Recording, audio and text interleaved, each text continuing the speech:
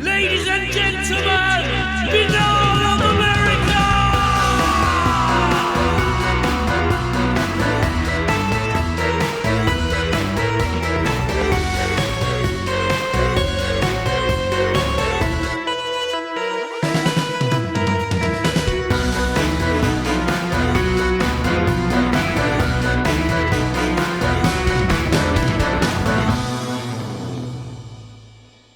And now, ladies and gentlemen, your host, Tim Binnall. No commercials, no subscriptions, no network, no rules. And at the end of the day, my friends, no comparison. Welcome to another edition of BOA The Revival.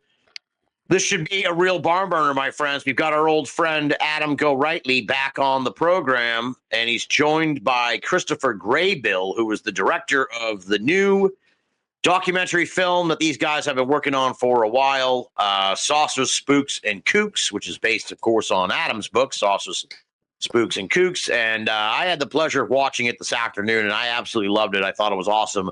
The BOA listeners are going to eat this up. They're going to absolutely love this movie. It's sort of for those who may recall, we had Adam on back when the book came out. It's sort of an examination of the early 80s, just like kind of the weirdness of UFO world and how all these stories got seeded through Paul Bennewitz and spread like wildfire, and then really became part of the consciousness of or the UFO zeitgeist, if you will. It's part of the fabric of UFOs, alien bases, and all that stuff. And it just keep getting repeating and retaken and regurgitated by other people who are like, oh yeah, I heard that too, and then they had their spin on it. And it's a fantastic movie. I really enjoyed it. It was great to be able to put faces to names. That was a big help, and it relies on a lot of archival footage, so you can kind of see these folks as they were back in the day. So we'll find out as we get into this, when you're going to be able to watch it, folks. But welcome to the show, Chris, and welcome back, Adam. Thank you. Thanks, Tim. Glad you dug the film. Yeah. Oh, I loved it, man. I loved it. Cool. It was great. Well, we know the book came out around 2021, so this has been kind of a journey. Chris, we'll start out, since you've never been on the show before, the bio, the background. Who is Christopher Graybill, and how did you get mixed up in all this, and how did you decide to make this movie? Yeah, I have an animation background mostly, but I've made a few documentary films before this. One being The Death of Superman Lives, What Happened. I was a producer on that. And then I did a little documentary short film about Cambridge Analytica that I actually sent to Adam when I first contacted him. And let's see, I don't know. I've just been in the industry in animation for like 10 years almost now, or 12, working on all sorts of stuff like Beavis and Butthead. Actually, I was working on Beavis and Butthead while we were shooting this film. So it was like a lot at the time, but yeah, got through it. So, how's that? That's good. There you go. All right. So I guess we'll jump to, I suppose, the question people will be asking from hearing this. What's going on with the movie? When do you think they'll be able to see it? Is there any plans right now? I know you're kind of like got it out there, so I know it's complete because I've seen it. So yeah. Closer than ever for people to be able to watch it, I hope. Yeah, it is. Should be hopefully out soon. It's still kind of, we're trying to find the home for it, the best place for it to end up. So that's still kind of in the works, but it'll be soon. Nice. Yeah. Now, what would you say was the hardest part of making this movie? In a way, it's tough because it's like you do rely on the archival footage, but it's like some of the people from around that time are in the movie. Greg Bishop was sort of, he wrote the book literally on Paul Bennewitz, and he was friendly with Bill Moore and sort of knew about a lot of that stuff that went down in '89. And there's a few other people. I forget the guy's name, but there was a contemporary of he told the story about being with Linda Howe when Bill Moore came. Chris Lambright. Yeah. Okay. Yeah. He was sort of a contemporary of that time, but not too many people of that era were in the film? Was that because they were just, some of them died, some of them dropped out, some of them were hard to reach? Yeah, I tried to get as many people from the time, but yeah, it's just no one turned down anything. It was just like finding people that were still around, really. Yeah, yeah. Tracy Torme was one of my favorite interviews. He was really fun. Yeah. We watched before the interview. We sat down and watched like 20 minutes of the end of Stargate, that Hollywood film. It was really fun watching that with him. We were just ripping on it. It was so bad. Now, Adam, were you in the mix when all this was going on? I'm trying to remember your personal timeline. Like, when did you get into all this weird shit? What are you talking about? The Bennewitz stuff? Yeah. Like when all this, the Bennewitz stuff, when John Lear was having these crazy meetings of the big UFO bigwigs in fucking Colorado and shit, and he was trying to get them to sign crazy shit. Like, were you aware of all this, or did you kind of come in sort of on the end of that? I was no, I wasn't aware of it at the time, but shortly after, I started hearing stuff about Dulce, and of course John Lear popped up, and I hadn't put it all together way back then. It took years and years. It was like something that kind of happened back then. I was kind of aware of MJ12 and this or that. I thought it was interesting and fun, but I didn't dig deep into it. Then I got into other stuff, but there was a period of time, so late 80s into 90s, on the early internet and these message boards and stuff. You had things about the aviary, the super secret group, and I was intrigued by that, that they were like a Majestic 12 type group, and it mentioned people like these names that pop up again nowadays, Pudoff and Bigelow and Valet. That was a big thing back then. People were trying to figure out who the aviary was, and were they mind fucking with people, or were they trying to reveal the UFO phenomena, or trying to hide it? So I got bits and pieces of the story, but I didn't really look into it in depth until 2015, 2016, I interviewed Tal Levesque, and he was a big part of the Dulce Base story. And I saw how that fit into Bennewitz and MJ12. And so that's when the book started, and I started trying to pull all these threads together to make sense of this story. Yeah. All right. Now, Chris, were you like a UFO fan that like read the book and what was your take on? Because anyone sort of who's like kind of like a UFO buff, let's say, I'm a UFO been around the scene, like in the peripheral, just observing just all the weirdness. Right. I went to I think it was the 2006 Laughlin convention, where Greg Bishop was actually giving his talk on the Bennewitz deal, and that's where Mark Pilkington and the Mirage Man crew were that time. And I was like, oh, you could actually make, years later the film came out, and I was like, oh, you could actually make like a interesting UFO documentary, not just like right, hack, whatever. But so I had been reading books like The Grays Have Been Framed, and just a few other books, and I was like, a friend handed me Adam's book, and I was like, oh, this is pretty much what I want to be doing. This is the story, just because it went through all the stuff that kind of like was touching on things that I had, kind of my path in the UFO world in the 80s and 90s, basically, like Bob Lazar and just all the characters that are in the film. So right.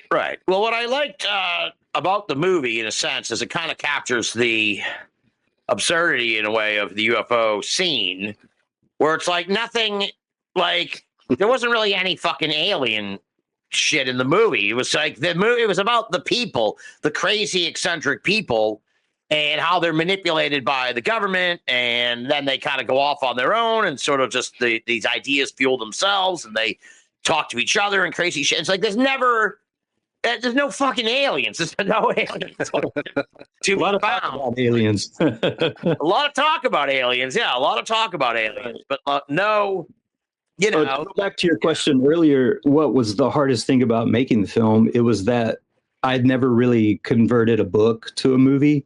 Right. And I loved, every chapter is just, I love it so much in the book. And so I just wanted to make every one of them, like visualize that. But so my story got really too big and just unwieldy.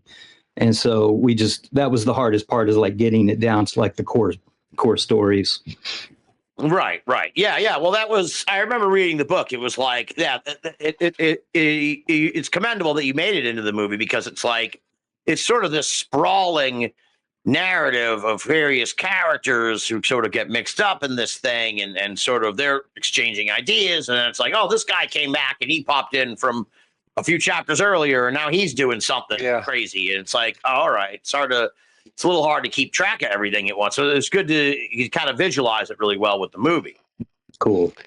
Yeah, and it did become sprawling as we were working on this, set up all these interviews and started piecing it together, and all this footage Chris collected. And we were thinking expanding it to a 4-part series one time, but that didn't quite work out. But then, once we got the idea it's going to be a 90-minute film, how do you wrap your arms around that? And yeah, it was a lot of back and forth. We put our ideas together and kind of form the story. And it was like, as we were watching, there might be some part I go, we just don't need that, man. It's going off in it's just too much information for people, so that type of editing process. Then Chris would bring in some other things, and some of it was like, well, that's kind of getting away from the story, but it made sense, like touching on Serpo and that, some of that stuff. So it all came together. But yeah, it's just a lot of work, the whole editing process, and trying to get it tight and moving along so you're not losing people in this multitude of characters that are involved in this crazy story. Right. Well, it's interesting too. I thought, we've talked about this in the past, Adam, and UFO Watchdog, who claimed he found Jamie Chandro, and he's sort of like the white whale of all this. But what I thought was really interesting is like how you get some people who get mixed up in this, and they really have a lot of influence. They become popular and shit. Then they just vanish. They just bail. And then you get people like Linda Moulton Howe who get into it, and then they stay forever. Yeah. So it's like there's two sort of perspectives on this. But I guess why do you think some of these folks bail on this? Do you think they just kind of are like fed up? They realize they're not getting any further on this, or what? Well, why do you think that so many folks do? I'm thinking of like at one point you guys talk about Krista Tilton, who I'd never even heard of, and one of the guys in the thing was like, she was a superstar. And it was like, who the fuck is Krista Tilton? But apparently, 15 minutes, yeah. Yeah, apparently for like a year or so, she was the hot thing in UFOs or whatever. And then it's like, I have never heard of Krista Tilton. I mean, I'm sure of the name. I've crossed the name in the past. I mean, maybe we mentioned it in the book, I presume. But like, to me, it was like, okay, that's someone who I got into all this around 2003, so about 20 years ago. Never heard of this Krista Tilton. Yeah. Never saw her on a podcast. Never saw her at a convention. So it's like, who the fuck is this lady? Came along, did a bunch of shit, was a superstar, and then she left. So it's like, who are these fucking people? So I guess talk a little bit about like sort of that thing. They come in, they blow up, they leave. Krista Tilton, all that shit. I really have a question more than just an observation there. There's various reasons why some hang around and some drop out of the scene. Krista, she was the Dulce Base go-to gal for a couple of years, and we're talking the late 80s, early 90s. And in fact, she got really popular in Japan. Chris found some of that footage, which we use in the film. And she took her daughter over there. It was like a big deal, big audience interview, and her daughter claimed to be an alien hybrid. And Tilton was, it's just a weird story. She got involved in a lot of these characters and seemed to latch on to the Dulce Base story. Then after a few years, she was gone. And talking to David Perkins about it later, I kind of asked her, one of my ideas was she cut some kind of honeypot that was trying to worm her way into the UFO scene, because she married and dated all these different UFO researchers. That when their relationship ended, these researchers kind of it ruined them. They went away. Oh, wow. Like, okay. Tom Adams was one of those who did a lot of the key research. So that's, there's some allegations that she was involved also in a disinformation campaign around Dulce. That's why she got involved. But I brought that up to David Perkins, and he goes, no, I don't think she was a honeypot. I think it was just some psychological issues she had, that made her chase after the attention of the UFO crowd and become, a superstar for a while. Other people, like Jamie Chandray, we had mentioned at the time when I told you a researcher friend of mine got a hold of him and called him, and he wasn't interested in talking. That was actually Chris who phoned him. Oh, Jamie Chandray. He was not happy to hear from me about anything. Really? UFO Cover-Up Live or anything. Really? Yeah. What did he say? It was just a very short. Yeah, very brief. It was like, "Hi, is this Jamie Chandray? Yes. Is this Jamie Chandray that was on UFO Cover-Up Live?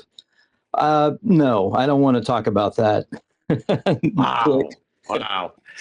Yeah, there are a lot of these folks who were key players in this story who are still around, and you wonder what the fuck they would have to say for themselves, like a Jamie Chandler or Bill Moore or something like that. It's remarkable they are still around. With the whole UFO narrative, they completely fucked it all up, and then they just fucking leave, and they don't have any sort of I don't want to necessarily use the word accountability, but you would like to be all right, dude, what the fuck was going on, man? How did this happen?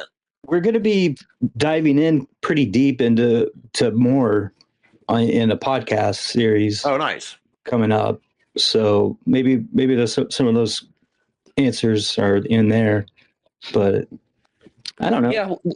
With Chandray, there's this weird mystery around this guy, that when the whole thing blew up and Moore gave his Moose Pond speech where he spilt the beans about he'd been working with the government and Doty and this disinformation campaign aimed at Paul Bennewitz, Chandray kind of floated away at that period, then came back a few years later. He was on Art Bell in 93, and he was ready to share the secret of aliens and how there was it had something to do with Washington D.C. and he had the answer to the UFO mystery, and it's always coming soon. And Greg Bishop was talking to him during that period, and he was going to interview him for his show. And I forget how Greg framed this, but Chandray said something to the effect, if you can guess, I know what the answer to the UFO mystery is. If you can guess it, then I will tell you and confirm it. And Greg was coming up with different things. Is it this, that? And so anyway, he was getting ready to have him on his show. And he didn't... all of a sudden, Chandray disappeared. Greg called him at home, and the number had been changed. This was in L.A., and it was so he disappeared again. So who knows what's going on with these guys? Yeah, it's you would think some of them would want to come out now, in 2025 or whatever, and just be yeah, man, that was 40 years ago.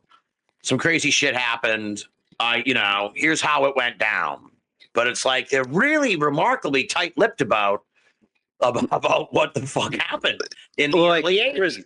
Chris said there may be some reasons for that, and not holding out on you, but we're looking at doing a podcast series with all this extra footage. I was saying, how we had all that. So, and part of it will be that the mystery around more in this whole thing.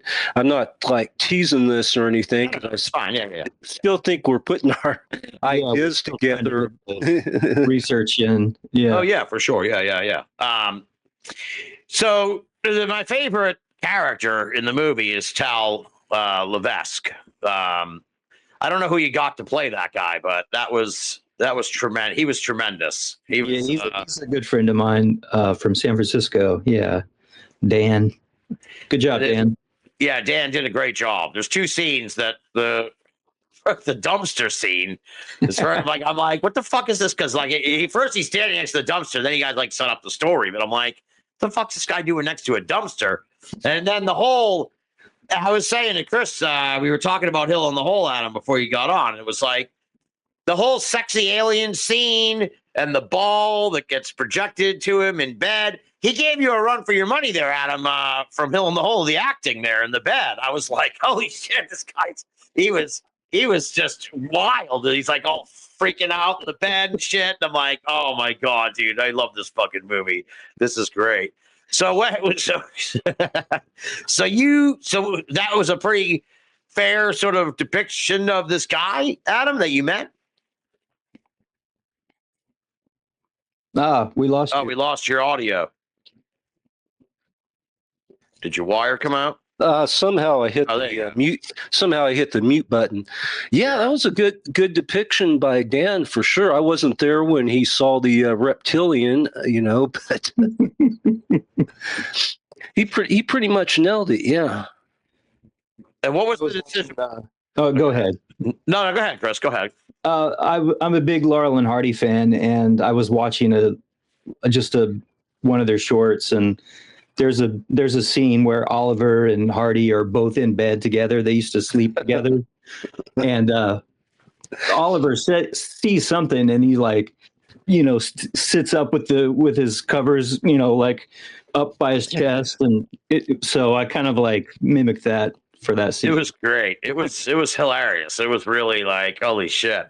How did you end up meeting? And we may have talked about this when you came on and talked about the book, Adam. But how did you end up meeting this Tal character in the first place? I mean, meeting him for like breakfast or whatever. He was like, "Hey, I heard you're interested in this, and I'm going to tell you everything." Yeah, he had emailed me. The address was Questal, so I didn't know who it was at the time. It was just some weird email address, and he's saying, I'm working on a possible television series called Mysterious Mariposa. That's a town near me, and looking, if you have any know anything about paranormal activities in the area. He said, I'm also involved in an episode of UFO Hunters about underground bases, so I didn't know what to make of the email. You get people emailing you all the time, is this guy legit? But I was intrigued, if he's legit, I'd return his email. And I talked to Bill Burns, UFO hunter dude, and he said, yeah, I worked with this guy. He knows things, so I guess I learned his name was Tal Levesque and was like, that name sounds familiar, man. I've heard it somewhere in the weirdo world of conspiracies and paranormal stuff. So I contacted him. We started going back and forth with stuff. Yeah, and he told me he's Tal Levesque and how he was involved in the Dulce Base store. And he had an email list that he'd send out to a bunch of people on all kinds of topics, alternative health cures, different paranormal conspiracies. And he's heavily into the inner earth stuff. And so decided to meet him for breakfast one morning with his buddy, John Rhodes. John Rhodes is another guy you might have heard. The reptilian guy. Yeah, he's been on All-American. Yeah. Oh, really? Okay. Yeah. He's basically a prodigy of Tal Levesque, or as Tal okay. he was Tal was like a guy who he'd like to stay behind the scenes and have front people who spread his message, one of whom was John Rhodes. Okay. So he's kind of mysterious character like that, too. He didn't want to be out there, but he did appear over the years, like in some of those Japanese UFO documentaries. There's a scene of they were interviewing Tal Levesque, the whistleblower, about Dulce Base. Yeah, There's yeah. There's some clips of that in the film. So anyway, yeah, we started talking and met for breakfast, and that's documented in that chapter from the book called My Breakfast with Tal, where I sat around and talked to these guys for John Rhodes was there as well, and they were just unloading all this crazy inner Earth, reptilians. It was like 2012, and they were saying, yeah, Rhodes is telling me about how the Kundalini spirit was going to arise at that time, and crazy stuff was going to go down in 2012, and on and on and on. And I was just after a while, It'd be nice, wouldn't it? Yeah. And so it was a quaint little meeting. In the book, Chris likes the scene. I was in this cafe where there's a little choo-choo train going around up top. It was like a scene out of Twin Peaks with these two characters. Yeah. One of the interesting thing was this Dan Aykroyd connection that Tal had. And I was asking you, how did you come to Mariposa? Which is kind of like an old mining town. It's where the gold rush started back in the day, mountain town here in California. And he said, well, I came as a kind of a reconnaissance mission for Dan Aykroyd. Now, he didn't know Aykroyd. I'll get that into that in a minute. But Aykroyd wanted to set up a house of blues there in Mariposa. And they had come... somehow they'd come to a meeting of the minds where this would be a safe haven. It'd be the future, like Sedona of California after the floods came and the great changes. Yeah, and so this would be a good place. And there was these limestone caverns. Tal knows all about the inner Earth. He claims there's one that runs from the San Francisco Bay Area to Mariposa. So, as Tal was saying, Aykroyd and his team could land at a nearby airport and create an underground shuttle where they could secretly transport to their house of blues. Anyway, this plan never panned out for one reason or another.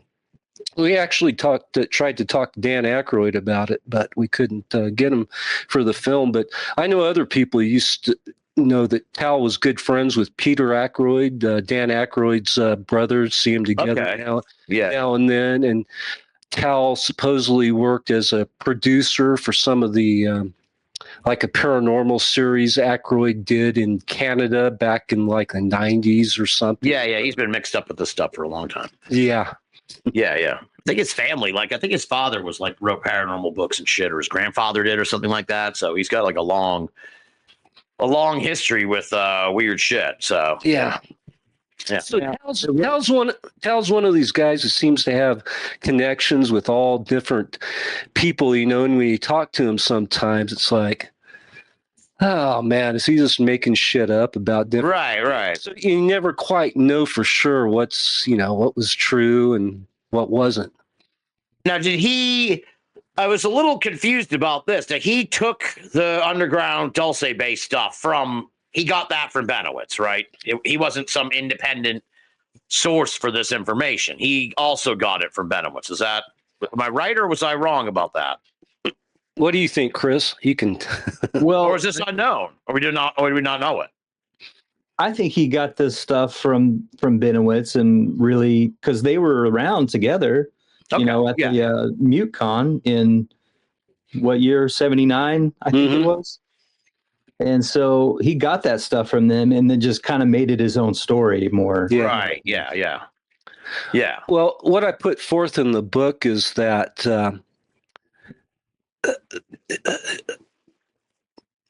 That basically Tal created kind of a composite character based upon himself and Paul Bennewitz, and they created this Dulce Base story that had to do with this security worker at the Dulce Base named Thomas Costello, who led a revolt against the aliens there because they didn't like the security guards didn't like the shit they were taking human captives and creating hybrids and doing all this stuff.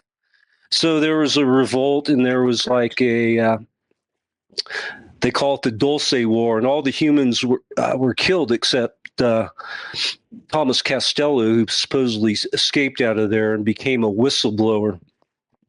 Now, that whole thing about the Dulce War, that actually started in 1979 with Bennewitz. In one of his papers, he mentioned how there was a conflict. So Tal and, there's a couple of other people involved in creating the Dulce papers 10 years later. But Tal and John Lear was kind of involved, and a lady named Cherry Hinkle. Oh, Cherry Hinkle. Yeah, I know that name. Yeah. Know that, and so, and what I think basically the Thomas Costello character was, Tal basically based it on him and also Paul Bennewitz's story. Tal claimed for many years to be a security guard at government installations, and he has all these stories, but he also had a long history investigating the inner earth. Him and his wife in the 70s put out a zine called The Hollow Earth Hassle. And Tal was friends with Richard Shaver of the Shaver Mystery. Oh. He actually knew him. He traveled back to Arkansas, So part of the Dulce Base story is kind of modeled on the Shaver Mysteries as well, how there are these creatures living in the underground, doing experiments, creating human hybrids with animals and this type, and their sexual deviance, and they have beam machines, and all this kind of fed into the Dulce Base story, in the late 80s. I think Tal took all these influences, pulled them together, then ended up, you can see in the film where at one point he puts together these packets of information, packets, and sends it out to all these researchers. And that's when it kind of blew up in a viral sense in the late 80s, when all these other researchers started talking about it. Went viral before the internet, And then right as it was starting, the internet was kind of starting to go at that time. They had, what was that? We talk about it in the film, Chris. The Paranet.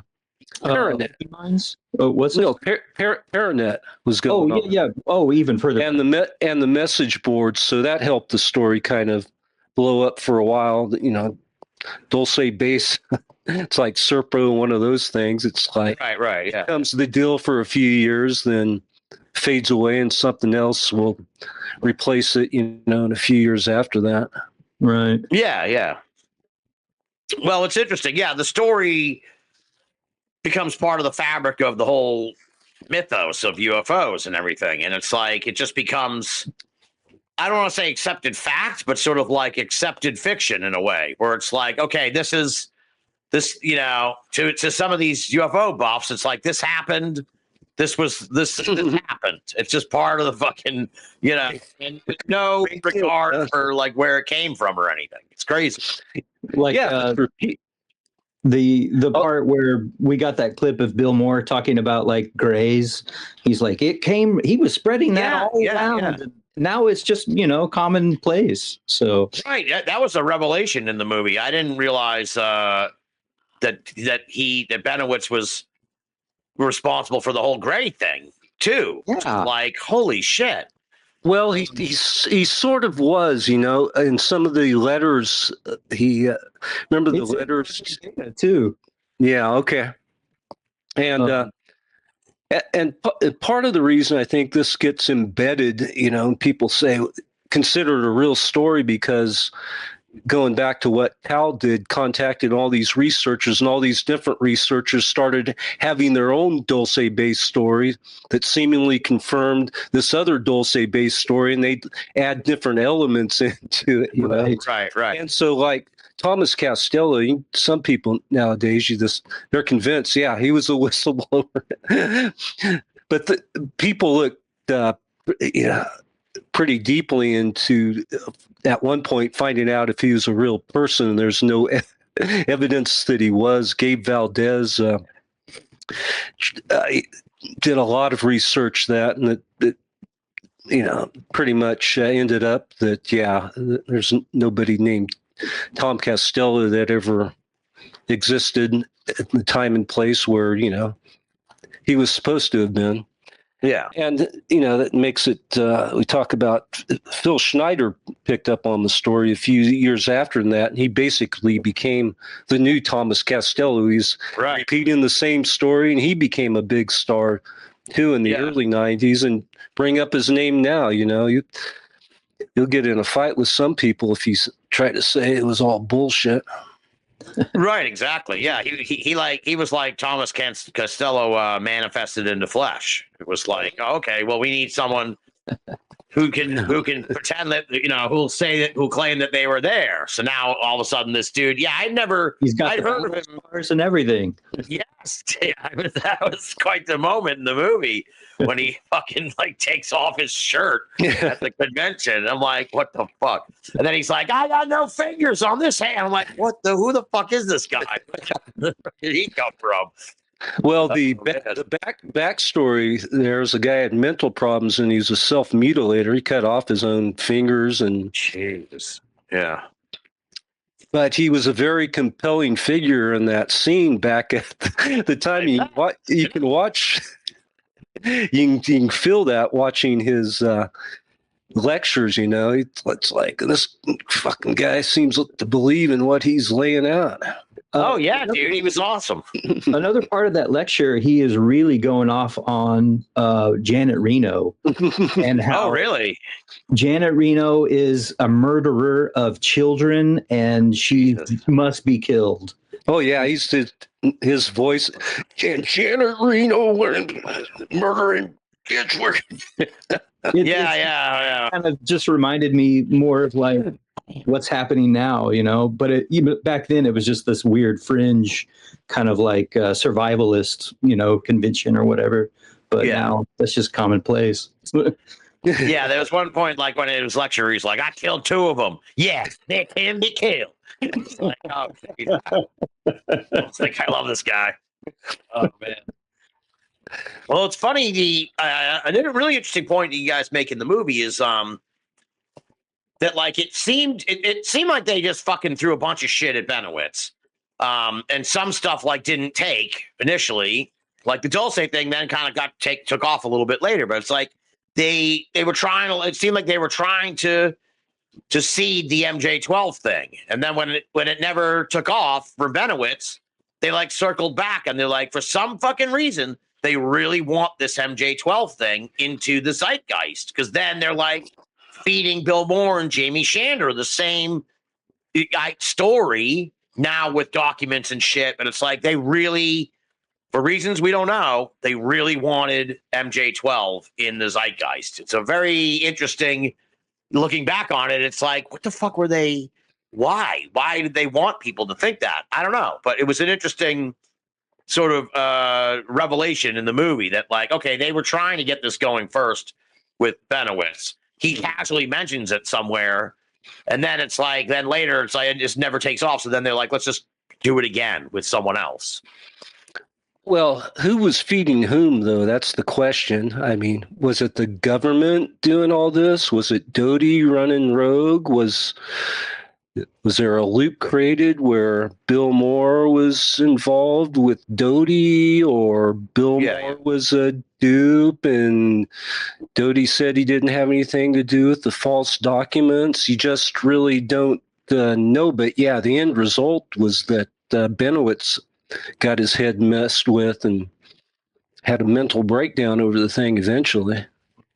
Yeah, it's funny kind of in a way, but I'm not surprised. But it's this feels, the whole Bennewitz affair feels like something that's crying out for some kind of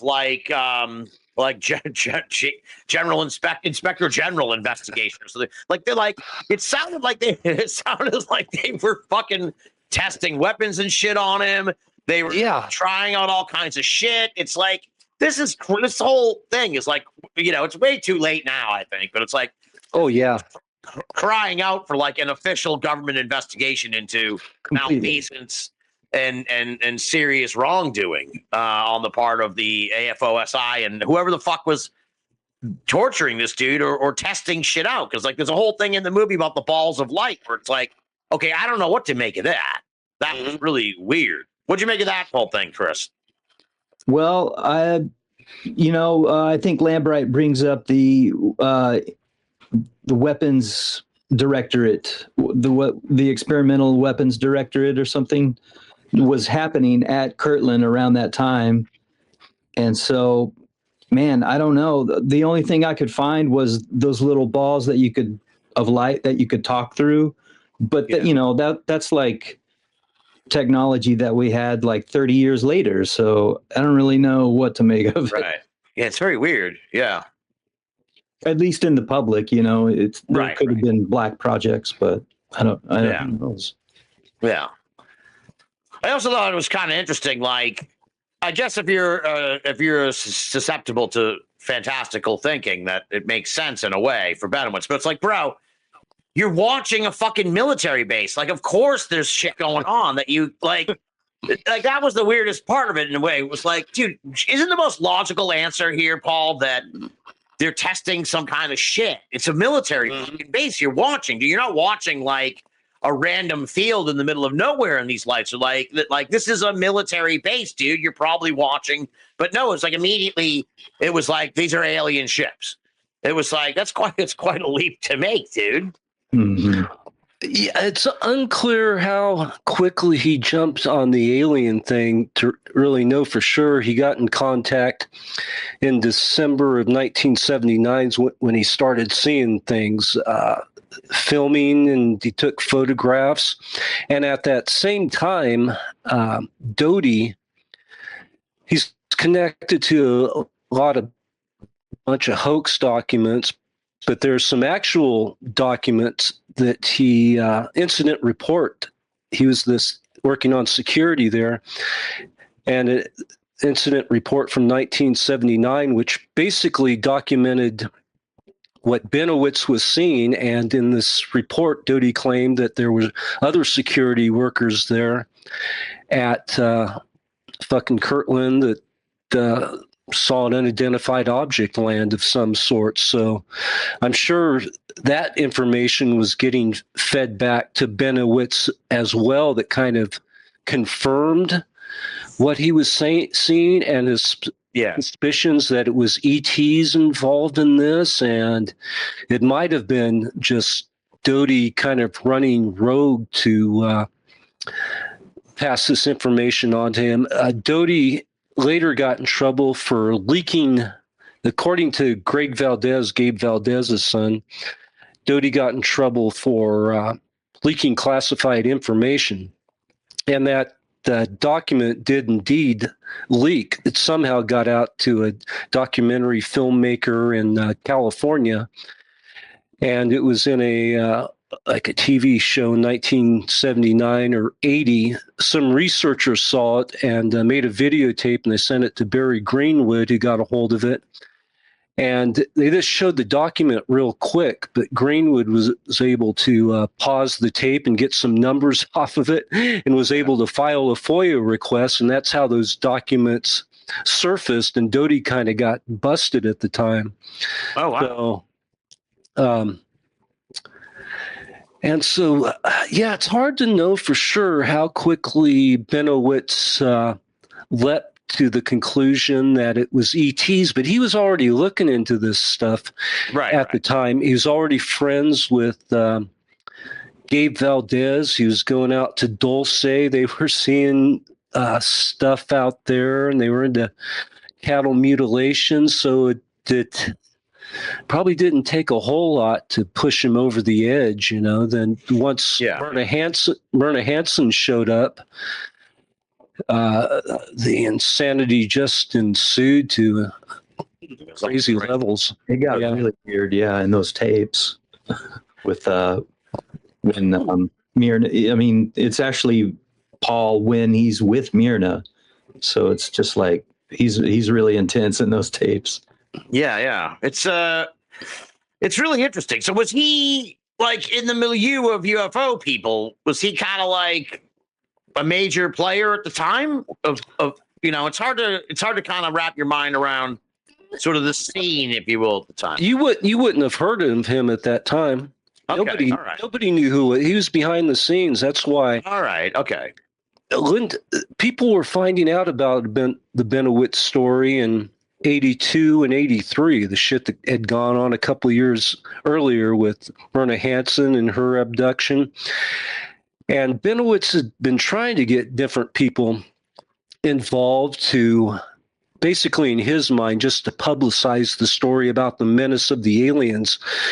But anyway, Linda Moulton Howe found out about it after Strange Harvest. She was working on a proposed HBO documentary called Alien Harvest. It was going right. And she was looking at a couple stories, the Cash Landrum affair, and also Bennewitz. And so where's I going with this?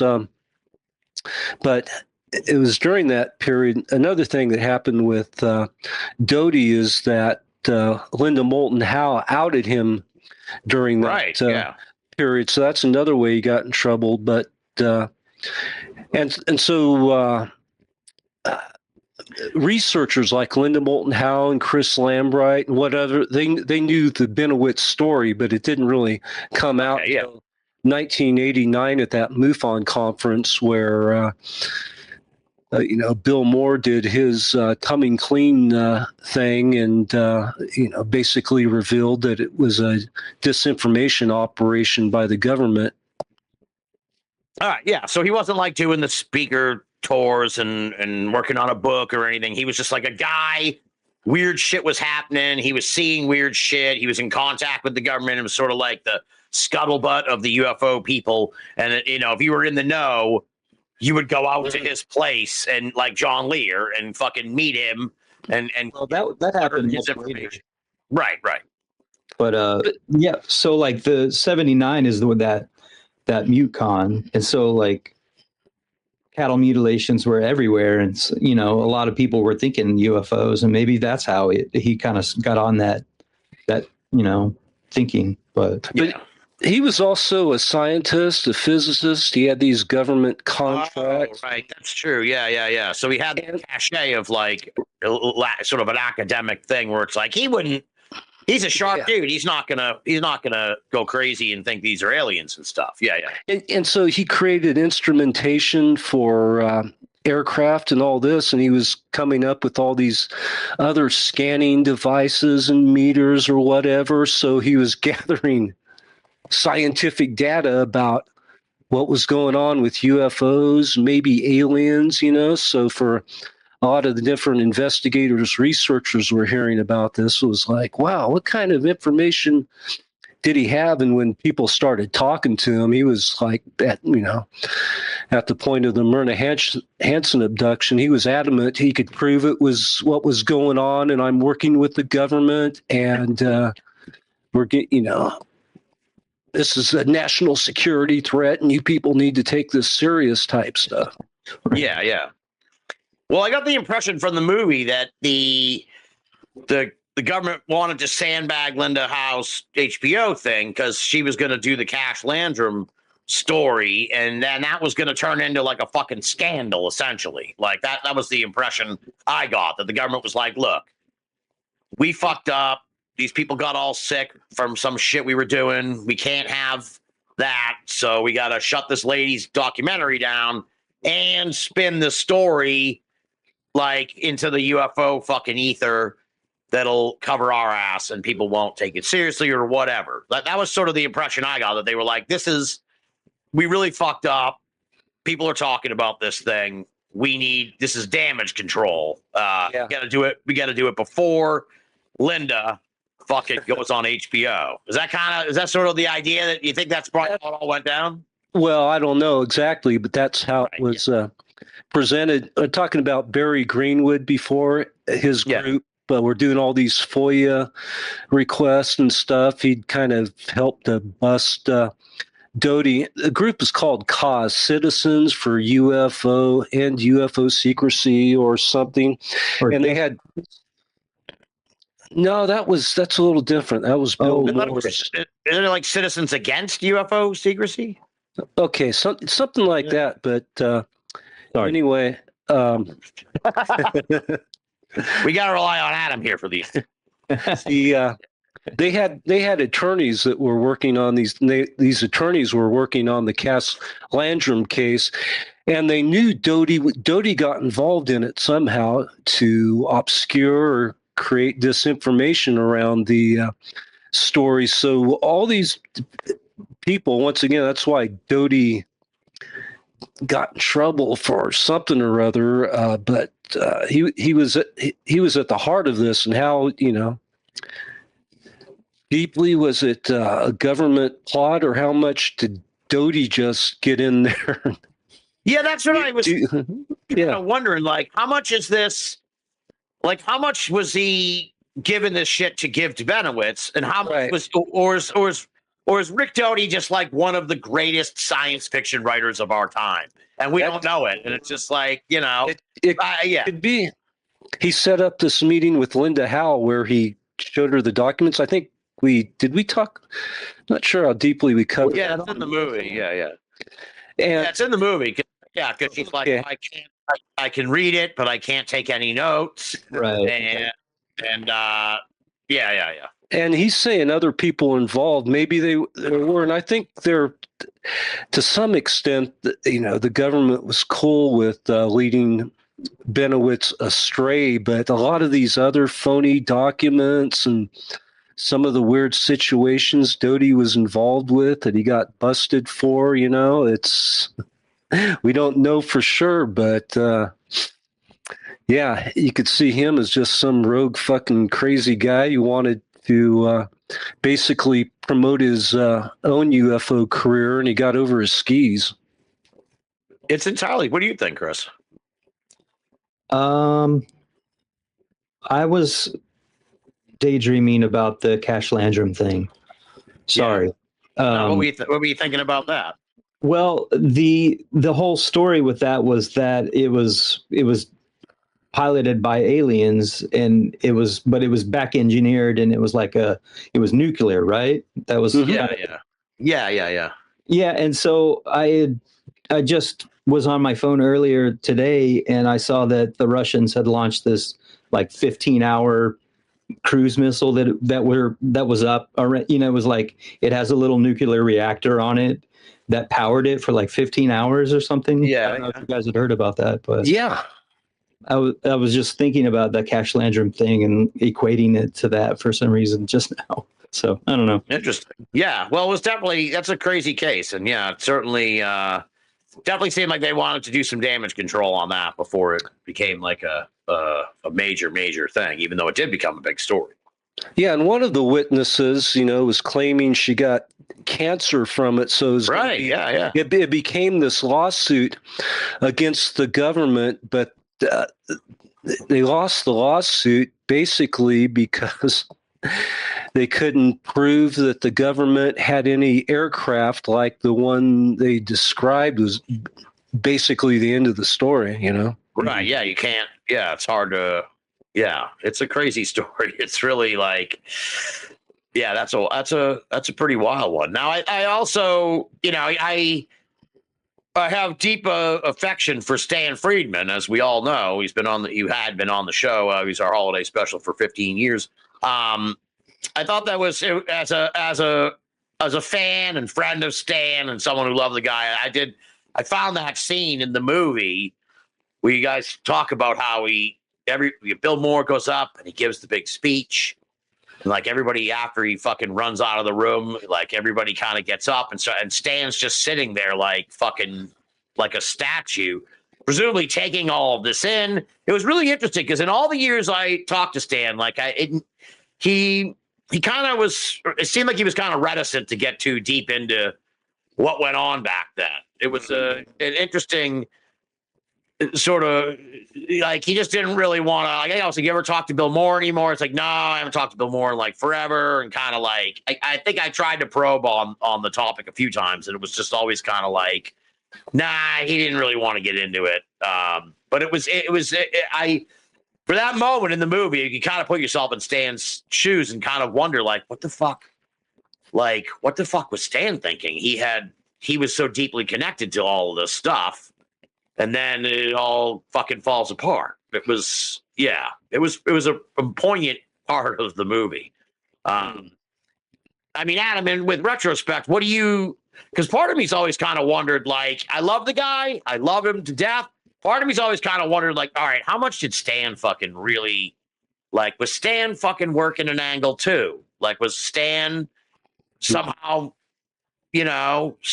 fucking, like I said, working an angle with the government like Bill Moore was? Or was he getting information and kind of like sitting on it and keeping it under his hat or whatever? It's like very interesting dynamic there, because he never gave up the ghost on MJ-12. He pushed it to the day he died. So it was like, I think he was the only guy left who was still a strong proponent for MJ-12. And it was like, that was like the weirdest blind spot for him, because he was just the facts kind of guy. But it was like, Stan, everyone says this is bullshit. Like, why are you still a proponent of all this? Did you call him out on it at all?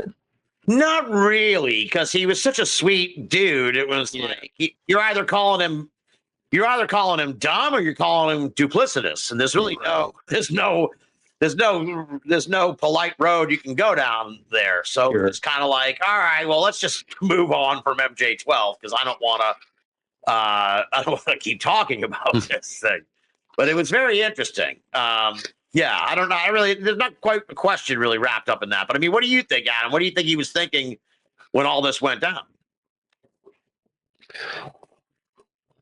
Well, with the whole Roswell case, which eventually led to the MJ-12 papers, Stan did some of the initial footwork on that case. They went out to Roswell and they found newspaper articles, and he was interviewing people, and supposedly they started finding witnesses that kind of proved the Roswell crash stories. And so that's when he started working with Moore. And as they got deeper involved in this, eventually the MJ-12 papers showed up and kind of confirmed the whole thing. It seemed right a little bit too convenient, but I think he was, whether it was true or not, he was so invested in the story at that point that, it was hard for him to ever step back from it and look at some of the questionable evidence surrounding the whole thing. I want to say Chris did the animation for that scene with Stan at the MUFON conference, did a great job. Even the carpet there, it's just like you'd see it in one of those weird Las Vegas conference room. That did a good job there.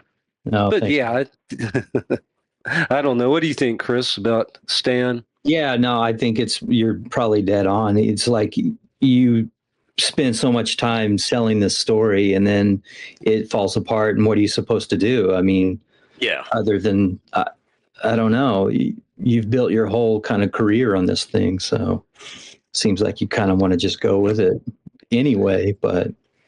You've seen similar things in recent years happen with other ufologists when their story has fallen apart and they don't back off from it. They come up with some other explanation that whatever the CIA got involved in planning or whatever excuse you want to come up with, other than saying, yeah, I was taken for a ride. Right. Yeah. You find that. Yeah. Sunk costs and sort of, I think it's a lot of that. And like, well, what am I no one's gonna believe me now or whatever. It's like, dude, you're in UFOs. Like, who gives a fuck? Like, it's not like running for office. Not like that hurt these days anyway. Oh, his background was like, he was a physicist for actually military projects, right? Right. Yeah. I always found, like, Yeah, I always found that just the whole thing kind of interesting, like his career trajectory is very interesting to the point where I was like, maybe he was tasked to popularize UFOs. Maybe that was the whole thing. Like Early on, he was definitely one of the guys that you would see. Yeah. Yeah. Oh, he'd be on CNN and the go-to guy for. Yeah. So there could be that component there for sure. Interesting character. Yeah, we touched on Phil Schneider. Yeah. Where did he even come from? He just kind of burst onto the scene and was like, I was in the fucking alien war. That's just pretty much it? From what I can tell, he so in the late 80s, the Dulce thing started in Area 51, and he was friends with another guy who put out a UFO alien zine back then.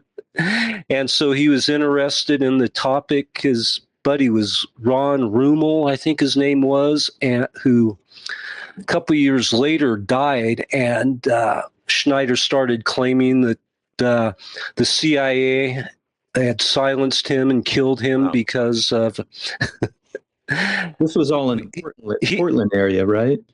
Yeah, that his friend knew too much, and so he either started getting paranoid, or his buddy just put out a zine on typical UFO conspiracies and stuff. But they traveled out to Area 51. Some have said that John Lear got a hold of him and fed him the Dulce Base story. Then after that, it was off to the races. Well, that's one of the great things about being mixed up in the UFO field. No matter how you die, there'll be people that you were murdered. So you get to live forever as like an unsolved mysteries case. even like John Mack, who he hit by a car, as so often happens to people over in England because they don't know. They forget to look the opposite direction. And it's like, no, he was fucking taken out by the MI5 and shit. Well, you could be Betty White. What, she's 100 years old and she died, and people are coming up with conspiracies for some reason. I forget why. Well, yeah, exactly. No one wants her to die. So we had to spirit her away where she'll live forever on some underground bunker. Yeah, it was the UFO Cover-Up Live. So was Adam now. This is kind of like in a weird, sort of little moon landing-esque in a way. Were you around? Because I was. What year was that? UFO Cover-Up Live, like 89. 89. Okay, so I was 88. 88. Okay, so I was about 10 years old. So I completely did not have any. This was completely off my fucking radar. I was like playing with GI Joes and shit. So I didn't. But Adam, were you around when this came on TV? Or was this like a thing? Was everybody like, holy shit, this is going to be a like, this is it? This is the moment? I think I might have heard about it at the time. Maybe I saw a little bit of it and said, this is fucking lame. And it didn't mean much to me at the time. But, years later, when I was putting all this story together, it was an important part of it. It was like the culmination of all this work. Bill Moore and maybe the intelligence agencies, Doty. This is where it all ended up, and they were going to blow everybody's mind with this live broadcast that kind of turned out to be a dud.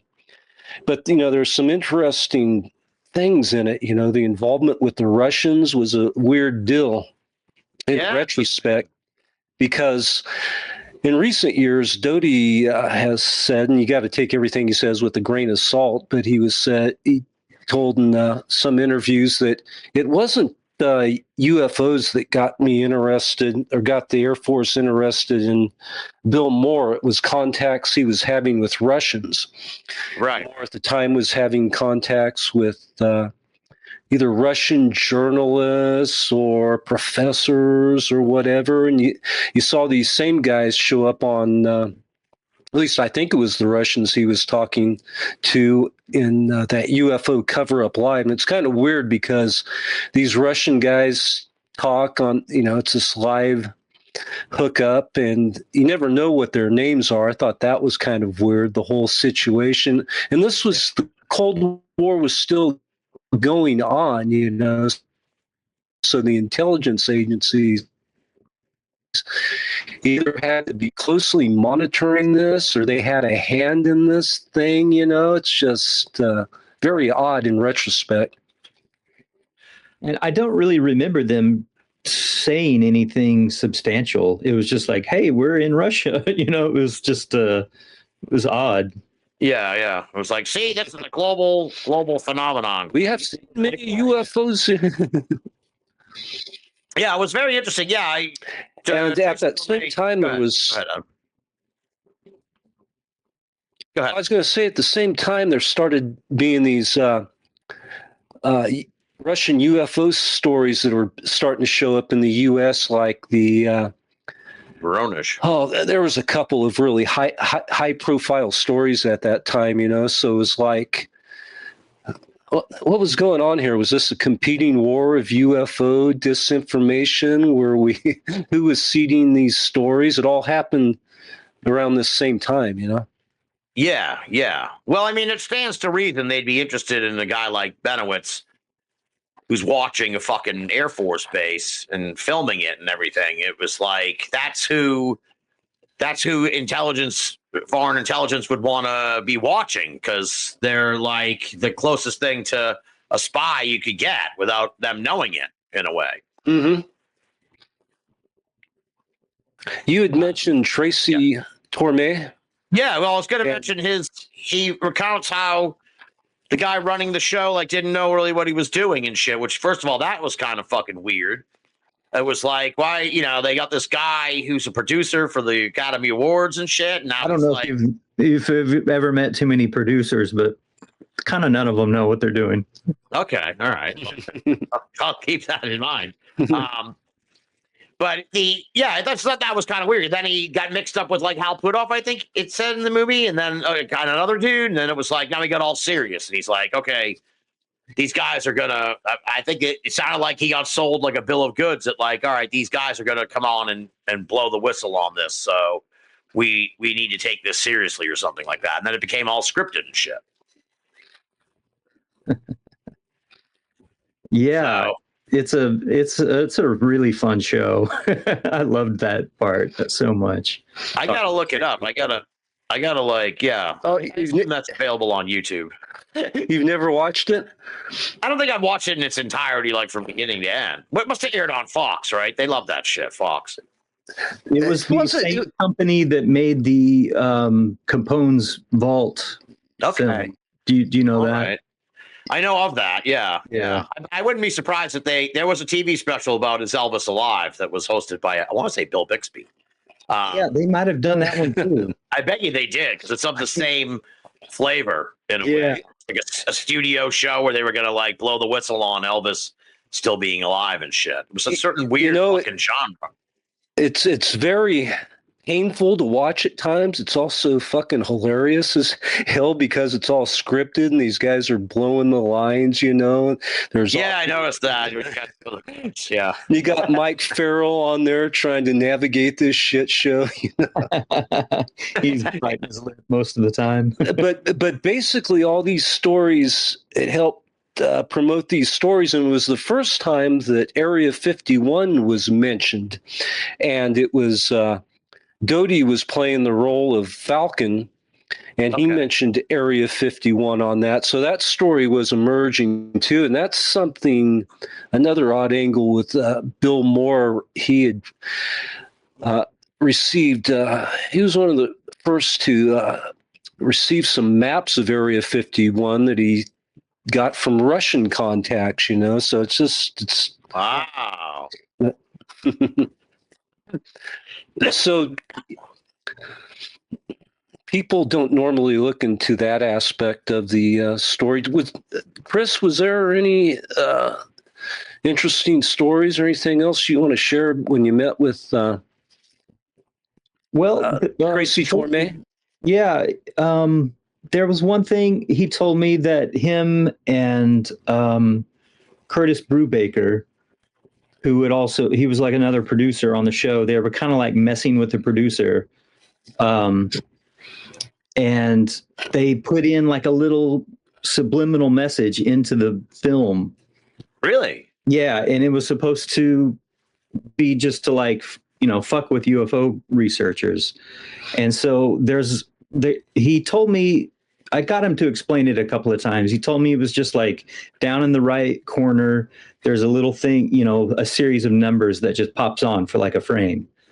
And and he said it was like a big deal. Like all these UFO researchers like picked up on it and was like, oh, this is like the real MJ-12 business. And, we need to decode it and figure it out. They just put it in there to like mess with people, basically.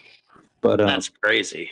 I went through that film 100 times looking for that thing, and maybe I found it, but I'm not sure if because I asked him, is this it? And he's like, I don't think so, but could have been. It's been, it was a long time ago. So yeah.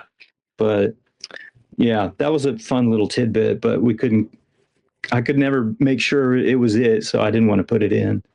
I don't think it made it in the film, but No. The producer was getting super paranoid about all this stuff. Yeah.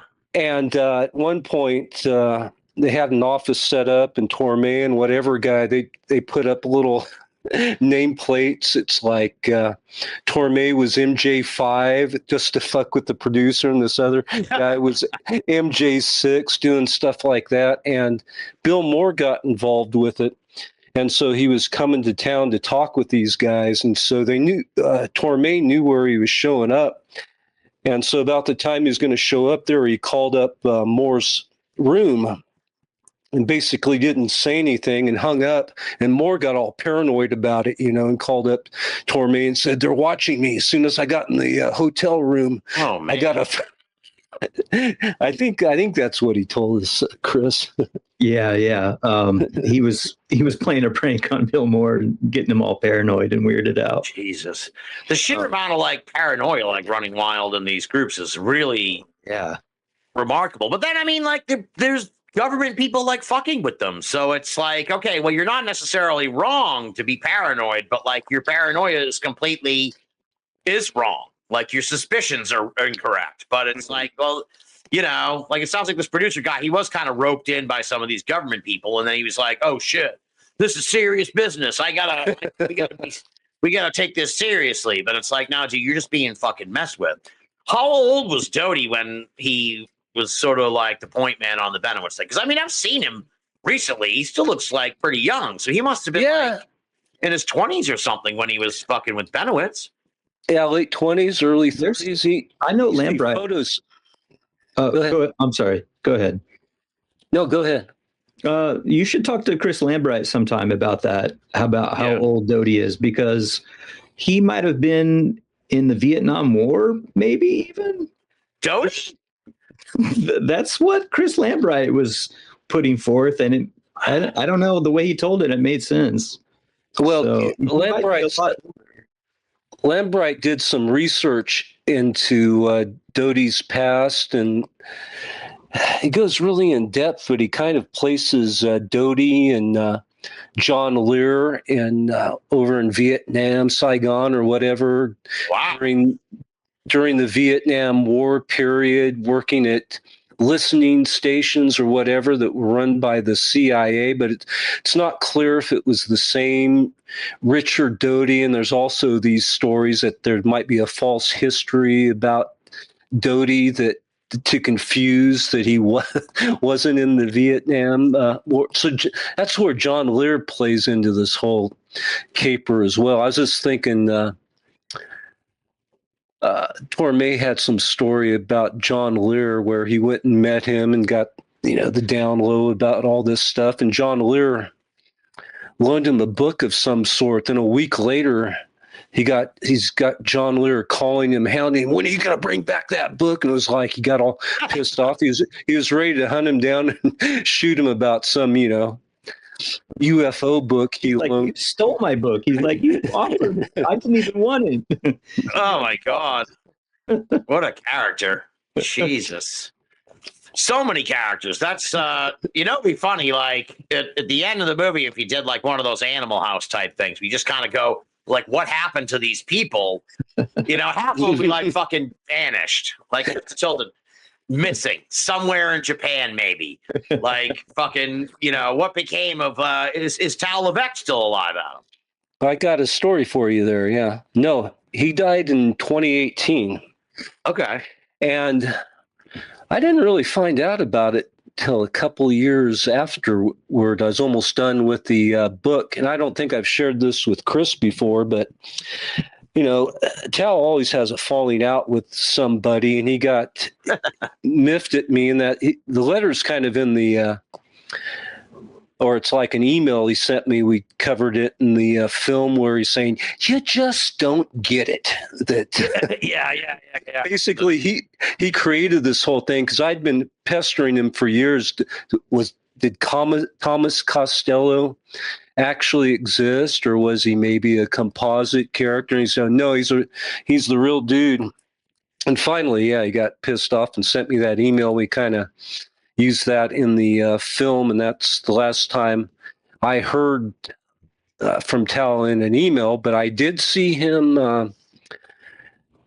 He died in 2018, so it must have been around that time. I went to the local grocery outlet supermarket. You got those in your neck of the wood? Grocery outlet, bargain mark.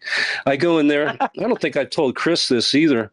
I see Tal, and he has this little magnifying lens, and he's in the frozen food section. He's taking out packages, I guess, to see what the ingredients were, and he's looking at them. So I'm checking them out for a while.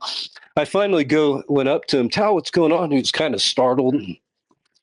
We had a brief conversation, but he was like all suspicious of me, like I was surveilling him or something. That was the last time I saw him. I know John Rhodes was convinced that I was with the CIA after our meeting there when we had breakfast together. And well, the email he sends you that you read at the end of the movie, it makes it sound like he was trying to spin it like he was a disinformation agent too. So it's like, okay, and then he's like, "Oh, but everything I just told you is bullshit too." It's like, all right, dude, I love you and I hate you, Tal Levesque. Like, I don't know what to think of you, dude. But it was like, it was kind of. I got the impression he's like, "Yeah, man, I was just a player in the whole thing, and that's all there is to it." Yeah, so, I don't know. It's very weird. I've laughed about this. What's that? Like that's good. He has such a presence in the movie for you. That's really good. Yeah, he was awesome. He was that scene in the bed. Well, what made you? I like the sexy alien too. I was. Did you animate the sexy alien? I did not. That was a buddy of mine. He's really good at sexy aliens. I was kind of surprised by that. I go, what the hell is this, man? That's not the reptilian that Tal saw, but I'm glad you liked it, Tim. Yeah, it was good. I'm like, where because I hadn't heard the story in a long time, so I'm like, oh shit, where's this going? Is he gonna have sex with this alien? Because this is like a sexy alien. Yeah. Just a crazy. So you said nobody turned down the movie. Was there anyone you tried to get like that you couldn't get a hold of, like a Linda Howe or anyone like that? Just I did have some people that turned down the interviews, but no one from that time. But Dan Aykroyd. Actually, off at him. I thought he would really be interested to talk about his brother and like Tal and the connection, but he was just not interested at all. So I don't know. Some of it, like interviewing Linda Moulton Howe, is like, well, what would we really get out of it? Right. At this point, but her getting pissed off at us, which might have been entertaining, but it wouldn't necessarily productive. A lot of the key players have passed on. We were fortunate to interview Perkins and Chris Lambright. Gabe Valdez is gone, so Tracy Torbe passed away too, right? Yeah, there you go. Yeah. And of course, Dan passed away. He was a really good interview, I thought. Doug Curran. Mm-hmm. Yeah.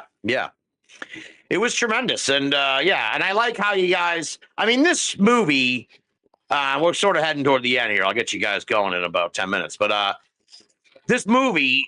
Like should be fucking when it comes out. It should be like required viewing for this new generation of people who are now the UFO crowd or the UAP crowd, as I like to call them. But it's like this is. I think there's a good percentage of those folks who just got into this in the last like 10 years after that New York Times article, who probably fucking believe a lot of these fucking stories because they've heard them like third hand over the years, and they just got into this. So they're like, apparently there was also a fucking battle in an underground base in Dulce, New Mexico. I just believe it whole cloth because it's like part of the narrative now. And it's like, this should be required viewing for like anybody who first gets into the scene. So, you know, right away, like, okay, it's like take everything with a grain of salt. That's Hey, so awesome. we need to use that blurb for the press release from Tim right Absolutely. there. It was good. Required. Yeah. Yeah, it's like stories this get trotted out there again. I mean, recently in the last year and a half with all that stuff about, you know, these congressional hearings, the crash retrieval thing became something again, you know, which is the oldest UFO trope going back to the, you know, Roswell and the Aztec story that they retrieve some alien out of there and they're there's. Have you guys heard of the Giant of Kandahar? Do you know this one? Vaguely. Like they found a giant, right? Something like There was a giant in a cave in Iraq, and it was during like Desert Storm or whatever, and some soldiers went in there to find the giant, or they went into this cave and they found a giant, and there was this crazy battle with this giant and with all of these soldiers, and I don't know. It's just like, oh, okay, this is yet another iteration of this Dulce story. And I think that whole, you know, we talked how Bennewitz talked about some conflict, but you could really even trace it back to the whole Shaver mysteries and a letter Fred Krisman wrote to Amazing Stories about a battle he had with Duros in a cave during World War II. Yeah, well, I remember speaking to the giant of Kandahar, like, in the whole run up to the Iraq War, there was this undercurrent in the sort of UFO paranormal community where it's like, this isn't even about weapons of mass. This is about Stargates. They did it, you know. They're like, civilization started in Iraq, and all the fucking shit that's out there, all the antiquities there, and fucking that. There's a Stargate and all this other shit. It was like all this crazy, fantastical stuff. And I remember like when when the invasion happened, like all the museums got looted and shit. And they were like, see, this is fucking. They're going there for cuneiform tablets. They need to get these very specific cuneiform tablets that say where the Stargate is, and that's just fucking why they had to take over Iraq, because Saddam Hussein had the Stargate, or he knew where it was, or he wanted to find it. It was like crazy shit, where if you were into the scene at the time, it was like, oh, okay, all right, that's what's going on, I guess. Yeah, they're going for a Stargate going. Yeah. Stargates, they became a big thing for a while. And you had people bringing Obama into the story that he worked on Mars. They had a jump room where you could get to Mars. It got more and more fantastical. Well, it's really interesting, too. The movie, like I said, should be required viewing for these newcomers, because it also is a remarkable twist, in a sense, where it's like, okay, back in when all this was going down, it's like Jody's kind of pulling the fucking strings behind the scenes, and nobody even knew this dude was mixed up in all this till Linda House fucking started talking about it. And then Bill Moore and all that, and it all kind of came out. But now it's like, now the fucking government people are right at the front of the thing, and they're like, they don't need to rely on the UFO people. They just go right to the fucking public with this shit. And you know, they do find like a UFO person. They'll kind of facilitate them to get out to the UFO crowd, but it's much, much different than it was back then. Before, it would be like, I remember all these times growing up, you would hear these, they got contacts in the military. There's always like a Commander X or a Dr. X, something like that. You never really knew who the person was. And now it's like, you got Lou Elizondo, you got David Grush, you got all these characters that are coming out of the woodwork, and they're front and center now, which is a real kind of weird change in strategy or something. I don't know. Yeah, and I wonder like why they really spearheaded the narrative. It's just interesting. Yeah. Yeah, I mean, the only thing I think you guys might have mentioned it in the movie, but it's like, part of me does wonder if they were like, we're getting our asses kicked on drones, and we need to really get into this is it. We need, like, drones is the next thing. And you can see it now with the Ukraine war, because it's like, all you ever hear about the Ukraine war, it's just like fucking drones. It's like, maybe they were like, okay, we've been sleeping on this drone thing for a while, and fucking China's got super awesome drones, and we need super awesome fucking drones too. So, like, we don't want to tell everybody that China kicked our ass on drones. So, aliens. I mean, that almost seems like the most, like, you guys talk about possible, like, weaponization of space and stuff, and absolutely that could be a part of it too. Right. Oh, I think so. Part of the UFO narrative, these guys have been pushing, the Elizondos and different people they're working with, and people in tech was, for a while, there was a big push to create some type of observation craft to view UFOs. You know, once again, it's like drone technology type stuff going on. So, yeah. Some of those people involved in that world are definitely looking at, monetizing this for sure. And the different apps they're creating to monitor UFOs, however the hell you would do that, You could also monitor everybody that was doing the monitor, just more surveillance state type stuff.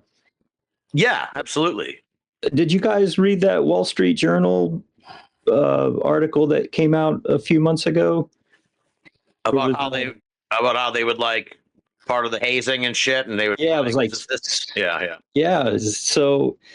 I don't, it's just a strange scene. Like, what? Well, I mean, it's, you get a lot of weird personalities mixed up in it, and it's like, I mean, look, I'll be honest, if I was like a high ranking Air Force type dude, I'd probably fuck with a few people, and like guys you don't like, guys you do like. Just be like, come into my office for a minute, Adam, and it's like, look, I'm fucking in a few years. The aliens are real. Then you send it home. You get home. You're like, honey, I can believe what I told Gorightly this afternoon. He fucking ate it up. I told him about the alien. I made all this shit up. It was great. It was so funny. He was walking out, his head was spinning. And then 5 years later, Dave Grosh, or whatever the guy's name is, he's repeating your story in Congress. Right. Yeah. And I'm sitting at home, we're like fucking watching it on TV, like, oh shit. No, Danny, come on, dude. I thought you knew I was taking a piss, man. Come on. Yeah. So I could see it's a funny little culture like that. And it's like, they may tell people this shit to see who's going to run their mouth. Like, I think they would say that with, you guys said that with one of the characters in the movie. It was like, they gave him, I think it was Bennewitz maybe even, they gave him some shit. And I think it was the Aquarius document. Yeah. And he just like, put it in a safe and like, didn't do anything with it. It was like, no, dude, we need you to fucking be all over the place with this and sharing it with people, because there's something in here we want out. The MJ-12 thing, it seemed like, from what I can recall. Yeah. But yeah. It's actually he did end up sharing it with people. Oh, well, there you go. After I'd heard that version of the story, I found an article in the like a newspaper in Albuquerque where there was a weird thing that happened around that time, that the airport lost power and communication for several hours, and a lot of people thought it was connected to some type of experiments going on at Kirtland. So they interviewed people, and one of them was Bennewitz. I don't know how they got a hold of him. And in that article, he mentioned Project Aquarius and the aliens. Ah, okay. Oh, interesting. It's really, looking back, just sort of like bringing it a little bit full circle. It's just really interesting to see. Like, I get why, like, they wanted to dissuade this guy from, like, really being super watching Kirtland. But it's like, I don't know if they really ever fucking thought that they would have the impact that they did of like just completely fucking up the UFO community with all this bullshit. Like, you really wonder what the motivation there was. I get like, okay, we don't want you looking at the fucking Air Force Base, dude. But at some point, it went beyond that. It became like, we need to fill this community with a bunch of bullshit. Like, I don't know. I don't know why necessarily they wanted to do that. It's a sort of the $1 million question in a way. Like, okay, you can. I get fucking with this guy and getting him to look at some other place, but it's like, all right, you guys are really seeding a lot of fucking crazy shit here for no apparent reason, unless, like, you know, maybe, like I said, maybe Doty was just he was like having the time of his life. Maybe he's like, this is great. Now I'm gonna come up with J12. That's what I kind of suspect. And they might have just tried to initially just scare the hell out of him by, you know, beaming him with stuff. Maybe your average person would go, oh, fuck, I got to quit. You know, it's over, man. This is becoming dangerous. But maybe he would have thought if they were really, you know, let's go talk to him. Mr. Bennewitz, we can't have you,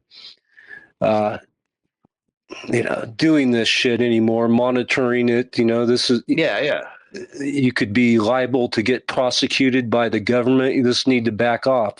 But right. Who knows what that would have, might have made him more dogged to find out the truth of Kirtland Air Force Base. It's crazy. It really is how this all kind of springs from this one, like, operation on this dude who just happened to be looking at shit from the roof of his house. It's like, oh my God, dude, you know, it's pretty wild. And as I said, the movie, it should be required viewing for any of these newcomers to this, because it's like, look, half the shit you probably heard is bullshit and comes from this whole affair. And the other half of the shit you hear is like new shit that's just being put out there that's probably bullshit too.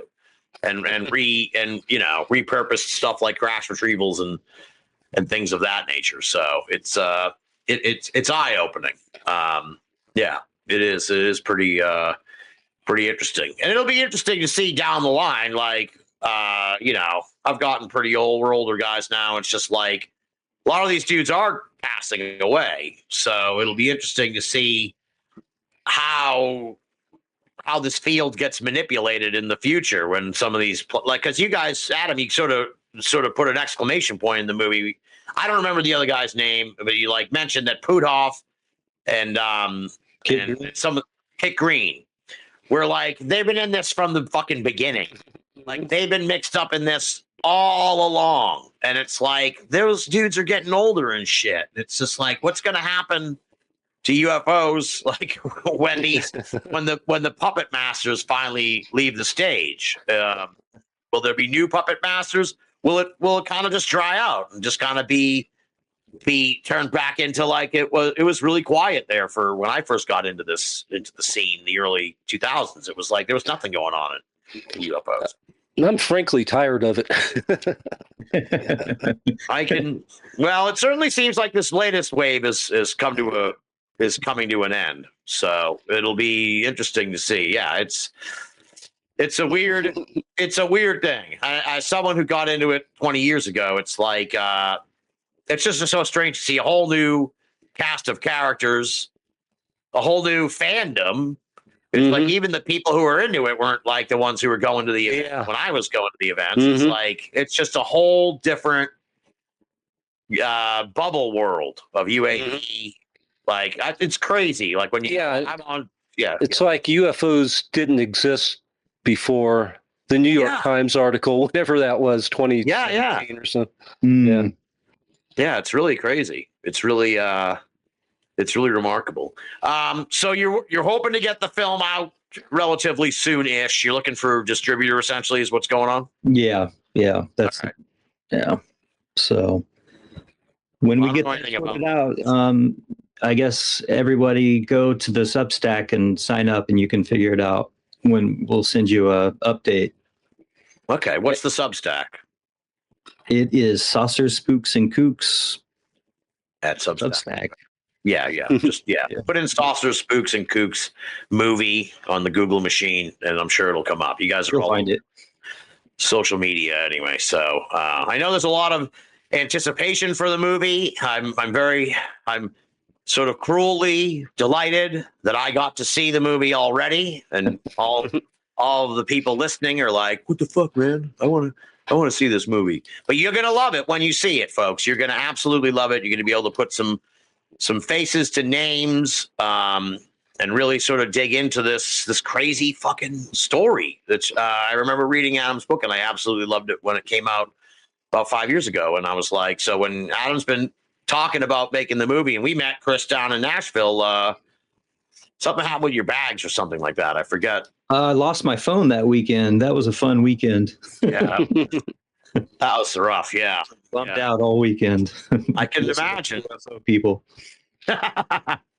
Well, it's clearly government conspiracy. Clearly, Mr. Chan, one of my operatives, stole it from him. It's a long story. We had a running joke. He saw some on his way flying out there. The only guy he remembered was some Japanese or Chinese Slack story with kind of gloves on and stuff, you know. And I was talking to Chris later. Yeah, that was one of my operatives, Mr. Chan. We had to confiscate your phone for some reason or another. Became a joke. Make sure everything was on the up and up. Yeah. This guy, though, he was a serious man in black. He had a black fedora, kid you not, black, like COVID mask, black gloves, black tie, black, coat. He had like all of these devices. He had an iPhone, he had an iPad, and he was like plugging stuff in, and it's just, he really took my attention, and I think that's why I left my phone in the airport. But oh man, yeah, jeez, wild. Yeah. Well, that's what happens when you get mixed up in all this. All of a sudden, everybody kind of looks a little suspicious. It's like, wait a minute, why do you want to know what's going on here? Yeah. Well, all right. So that's Saucers, Spooks, and Kooks. Put it in the Google there, and you'll find the information on the movie. Hopefully, it can be out soon. It'd be great if it was out for the holidays, but I don't know how that sort of thing works. Probably not. It's going to be next year. Christmas is like right around the corner at this point. Yeah. So yeah. And you said you probably don't want to say too much, but you're working on also sort of a podcast thing.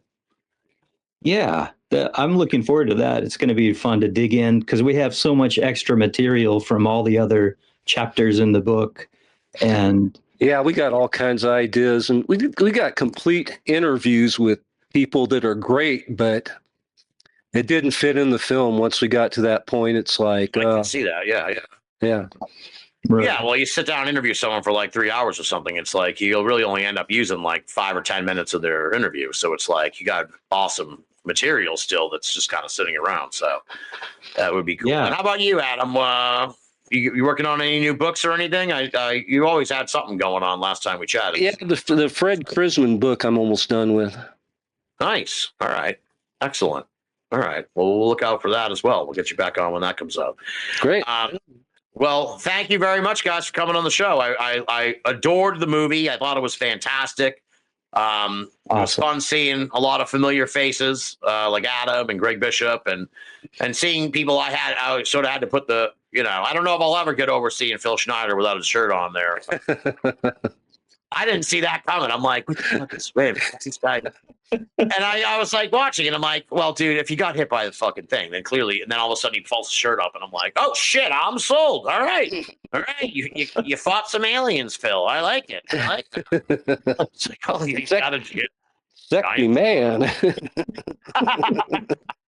So thank you guys so much. I really enjoyed the conversation, and hopefully folks can check out the movie relatively soon, and they're gonna love it. Thanks, man. You so much for having us and for glad you dug it. Yeah, my pleasure. Definitely.